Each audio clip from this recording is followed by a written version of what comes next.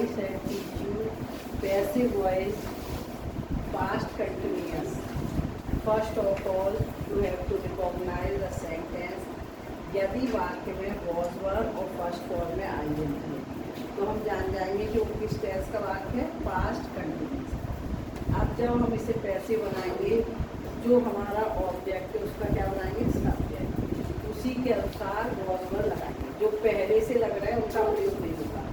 नए सब्जेक्ट के अनुसार was verb, ing हटाकर being, third form complement by object type. तो देखो, you were singing A song of English team. तो अब हमारा सब्जेक्ट क्या बनेगा, ए सॉन्ग ऑफ इंग्लिश। तो a song of English was being sung by you daily. Next negative, देखो negative में क्या होगा, सेम ऊपर की तरह ही है, केवल वॉज वर्ब के बाद नॉट, बी और थर्ड फॉर्म। जैसे Sudha was not writing a letter to you that. अब इसमें बच्चों क्या गलती कर सकते हैं कि इस यू को कुछ बच्चे सब्जेक्ट समझकर प्रयोग कर सकते हैं। देखो, अगर किसी वाक्य में for me, for him, for you आए तो फिर ऑब्जेक्ट नहीं बन सकता, फिर वो क्या बन जाता है, कंप्लीमेंट। केवल अगर यू आता तब हम मानते, लेकिन यहाँ पर फॉर यू आया तो ये कंप्लीमेंट है। इसमें सब्जेक्ट कौन बनेगा, a letter. A letter was not being written for you by Sudha, और लास्ट में है। अब आज हम आपको इम्पेरेटिव सेंटेंस सिखा रहे हैं ट्रांसलेशन में। तो देखो, इम्पेरेटिव सब्जेक्ट में कर्ता नहीं होता और कर्ता क्या माना जाता है, लेकिन उसका क्यों, क्योंकि इम्पेरेटिव माने जाते हैं आदेशात्मक वाक्य, जिसमें आदेश दें, सलाह दें, आग्रह करें। तो उन वाक्यों में हमारा सब्जेक्ट दिखाई नहीं देता, लेकिन सब्जेक्ट क्या होता है उसमें। अब तुम कहोगे यू क्यों है, क्योंकि अगर हम किसी को आदेश दे रहे हैं, सलाह दे रहे हैं, तो किसको देंगे, अपने सामने वाले को। तो सामने वाला क्या होता है, यू होता है। तो देखो, रिकॉग्निशन वाक्य के अंत में क्रिया के साथ ओ या ए आता है। जैसे यहाँ आओ, वहाँ बैठो, पुस्तक पढ़ो, खाना खाओ, तो सब में क्या आ रहा है, ओ। अब ए कहाँ से होगा, ए आता है लेट वाले वाक्य में। आओ पुस्तक पढ़ें, आओ घर चलें, तो वो लेटस वाले वाक्य में। और करता नहीं, किससे शुरू होगा जब करता नहीं है, तो वर्ब की फर्स्ट फॉर्म, केवल फर्स्ट फॉर्म होती है।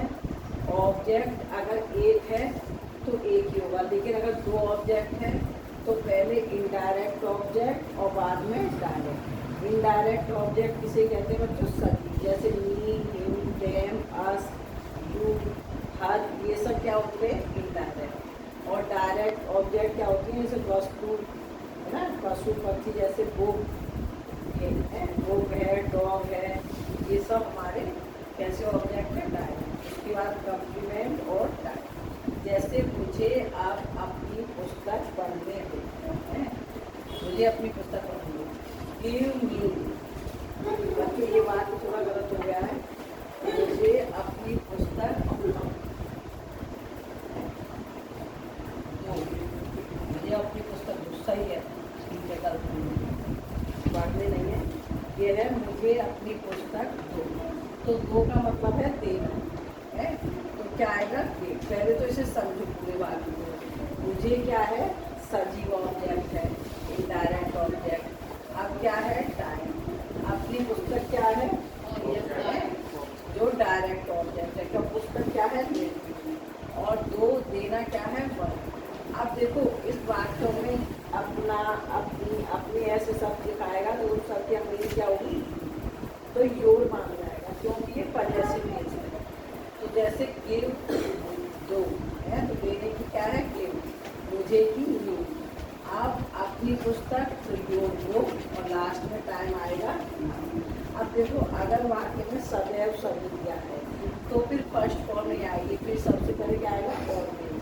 सदैव सत्य बोलो, तो always speak the truth.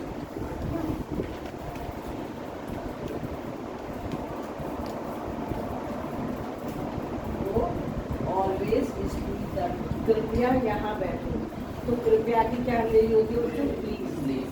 Please sit here. अब ये नेगेटिव, नेगेटिव कैसे होते हैं कुलदीप ध्यान दो, दो तरह के। एक तो जिस वाक्य में मत दिया हो, मत माने होता है डू नॉट। मत का अर्थ क्या है? मत को देसी भाषा में कहते हैं, वैसी भाषा में होता है नहीं। जैसे झूठ मत बोलो या झूठ नहीं बोलो, तो मत का मतलब होता है नहीं। तो मत के लिए या नहीं के लिए वाक्यों में क्या आता है? डू नॉट और फर्स्ट। और कभी नहीं के लिए क्या आता है? नेवर और फर्स्ट। जैसे वहाँ मत जाओ तो डू नॉट गो, कभी झूठ मत बोलो। तो देखो कभी यहाँ दिया है और मत यहाँ दिया है, या कभी झूठ नहीं बोलो। तो कभी नहीं या कभी मत के अंग्रेजी क्या होगी? नेवर। झूठ बोलो कि टेल ए। अब इसी आधार पर आपको ये वाक्य करने हैं। आप ये बताएंगे सभी, you are calling him. Passive voice क्या होगा? हिम का क्या करोगे? ही के साथ क्या आएगा? He was being called by you, क्योंकि यू सब्जेक्ट भी होता है। यहाँ बैठो, यहाँ बैठो की अंग्रेजी क्या होगी? Sit here.